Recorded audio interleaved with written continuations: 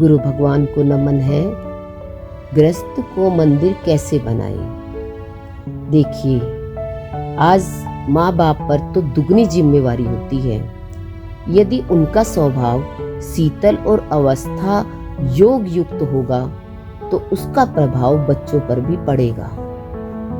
अगर पिताजी अपनी बात मनवाने के लिए माता जी से गुस्सा करते हैं तो बच्चा इस बात को देखता है और सोचता है कि कल यदि उसे भी अपनी बात मनवानी होगी तो वह भी ऐसे ही जोश में बात करेगा।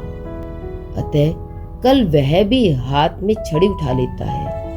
इस प्रकार वह अच्छी बात भी सीखता है और बुरी भी। इसीलिए घर में गृहस्थी लोगों पर तो दुगनी जिम्मेवारी है, अपने जीवन को पवित्र बनाने की भी और बच्चों के जीवन को उच्च बनाने की भी। जंगल में झोपड़ी बनाकर आश्रम बना लेने में तो कोई खास बात नहीं है। घर को मंदिर बनाने की बात बहुत ऊंची है। जंगल में तो मिट्टी पत्थर रोड़े लेकर आश्रम बन सकता है, परंतु घर को तो ईश्वरीय ज्ञान द्वारा ही मंदिर बनाया जा सकता है। परंतु आज घर वालों को यह ज्ञान तो होता है कि घर में घी नहीं है, मिट्टी का तेल भी खत्म हो गया है। इसलिए आज घी और तेल लाना है और राशन भी लाना है, लेकिन उन्हें यह पता नहीं है कि आत्मा की ज्योति बुझ रही है, उसमें ज्ञान घृत डालना है। अभी दिन का भोजन बना है, फिर रात के भोजन की चिंता लग जाती है। इस प्रकार मनुष्य भविष्य का विचार तो करता ही है। कोई आगे के 2 दिनों की बात सोचता तो है ही, चाहे उसे कल का पता न हो। वह 10-20 रुपए भी इकट्ठे करके रखता है कि कल बच्चों के काम आएंगे। लेकिन क्या आपने कभी बैठकर अपने जीवन के विषय में भी सोचा है?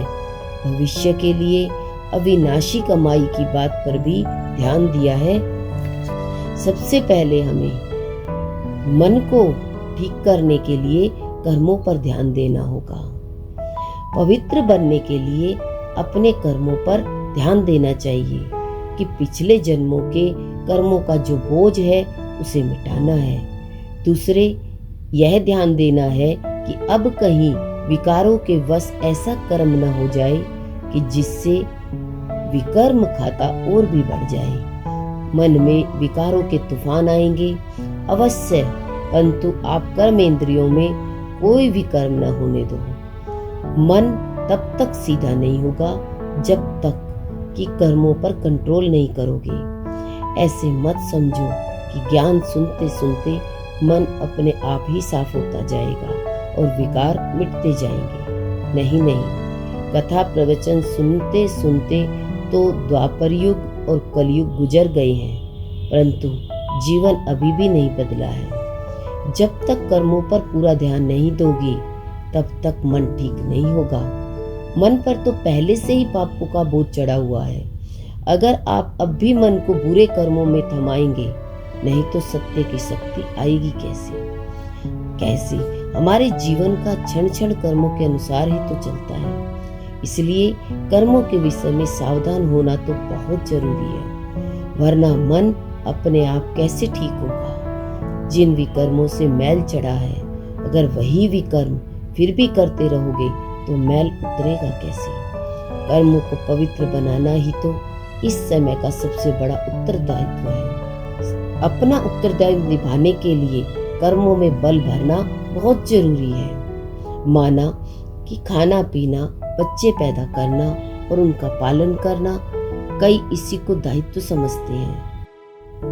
अगर इसी का नाम कर्तव्य पालन है तो मनुष्य से कहीं अच्छा तो पशु पक्षी कर्तव्य पालन करते हैं। तब भला मनुष्य के जीवन और पशु पक्षियों के जीवन में अंतर ही क्या रहा? माँ बाप अपने बच्चों को लिखाते पढ़ाते हैं और उनकी शादी भी कराते हैं ताकि वे सुखी रहे, परंतु यदि बच्चे रोगी बन दुखी हो या उनके साथ कोई घटना घट जाए तो माँ बाप लाचार होकर कहते हैं हम कर ही क्या सकते हैं, यह तो इसके कर्मों का हिसाब किताब है। तब वे भगवान से कहते हैं कि हे भगवान, इसकी आयु बड़ी कर दो, इसके रोग को हर लो। और किसी का बच्चा यदि अच्छे स्वभाव का नहीं होता है तो माँ बाप कहते हैं, हे भगवान इसे सद्बुद्धि दो। जबकि बच्चे को रोग से और मृत्यु से वे छुड़ा नहीं सकते और सद्बुद्धि के लिए भी वे भगवान से ही प्रार्थना करते हैं, तो सिद्ध है कि स्वयं में वे असमर्थ हैं। तो क्या हम इसको पूरी तरह दायित्व निभाना या कर्तव्य पालन कह सकते हैं? इसमें तो कर्म कूटने पड़ते हैं, अर्थात बच्चों को कर्म भोग के वश दुखी देख स्वयं को असमर्थ, मजबूर और दुखी हालत में अनुभव करना पड़ता है। जबकि उन्हें रोग, मृत्यु और शोक से बचा ही नहीं सकते, तो फिर फर्ज अदाएंगी तो न रही ना। वास्तव में यह कर्तव्य पालन तभी हो सकता है जबकि मनुष्य पवित्रता एवं योग के द्वारा अपने कर्मों में बल भरे, क्योंकि जो योगी एवं पवित्र बनते हैं उन्हें न काल खाता है, न रोग सताता है, न निर्धनता तंग करती है और न ही कोई दुर्घटना के शिकार वो कभी होते हैं। इससे तो मनुष्य सदा के लिए स्वस्थ और सुखी हो जाता है। गुरु भगवान के शुक्राने हैं।